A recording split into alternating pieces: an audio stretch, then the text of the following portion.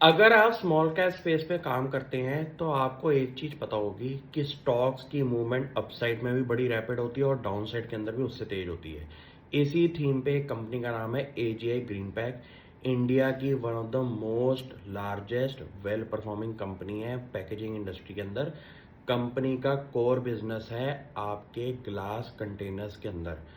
Simple सी calculation है, India की जितने भी अल्कोहलिक ब्रांड्स हैं जो वो बियर बनाते हैं या फिर अपनी बॉटल्स बनाते हैं, इंडिया का की सप्लायर है इन कंपनियों के लिए।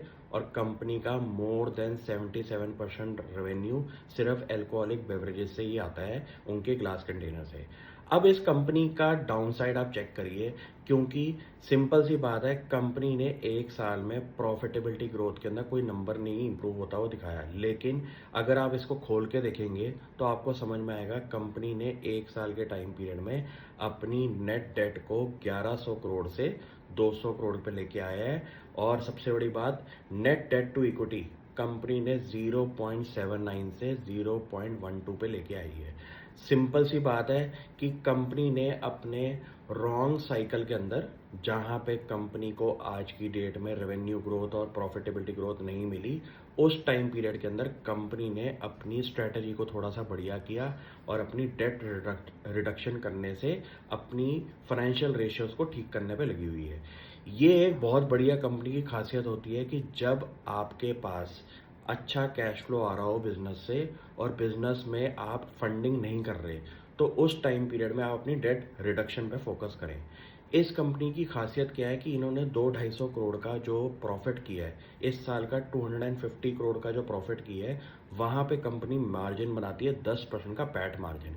ऐसे काम के अंदर इतना बढ़िया कंपनी ने जहाँ पे मार्जिन बनाया है, वहाँ के कैश फ्लो से कंपनी ने अपनी डेट रिडक्शन भी करी है। आप नोटिस करेंगे कि कंपनी अच्छे लेवल पे इस टाइम काम कर रही है। और सबसे बड़ी बात, जो इनकी मैन्युफैक्चरिंग फैसिलिटीज़ हैं वहाँ पे जो यूटिलाइजेशन आ रही है वो मोर देन 95% की है। तो आप ये सोचिए कि आगे जाके प्रॉफिटेबिलिटी ग्रोथ करने के लिए कंपनी को अपना एक्सपेंशन भी करना पड़ेगा। और जैसे जैसे इंडिया के अंदर अल्कोहलिक ब्रांड्स की ग्रोथ होगी, वैसे वैसे इस कंपनी के केपेक्स में भी आप एक्सपेंशन देखेंगे। ऐसी कंपनियों के अंदर जब एक मैसिव राइज के बाद एक डिक्लाइन आए, जिसको हम प्रॉफिट बुकिंग कहते हैं, वहाँ पे आपके रडार में कंपनी आनी चाहिए। और कंपनी के अगर फाइनेंशियल्स इंटैक्ट हैं तो ये एक अच्छा लेवल होता है स्टडी पे लगाने का। क्यों? क्योंकि आपने ये देखा कि 1-2 साल के टाइम पीरियड में कंपनी ने रैपिड ग्रोथ दी है, जहाँ पे 2x 3x की ग्रोथ मिल गई आपको शेयर प्राइस में। उस लेवल के बाद कंपनी ने 20-25% का अगर डिक्लाइन दिया है, तो ये एक स्मॉल कैप स्टोरीज के अंदर एक नॉर्मल सिनेरियो होता है जहाँ पे प्रॉफिट बुकिंग शुरू हो जाती है। ऐसी कंपनियों को रडार पे डालें और सबसे पहले आप क्या करें कि ऐसी कंपनीज के फाइनेंशियल रेशियोज सबसे पहले चेक करने हैं कि ये इंप्रूव हो रहे हैं कि डिटोरिएट हो रहे हैं।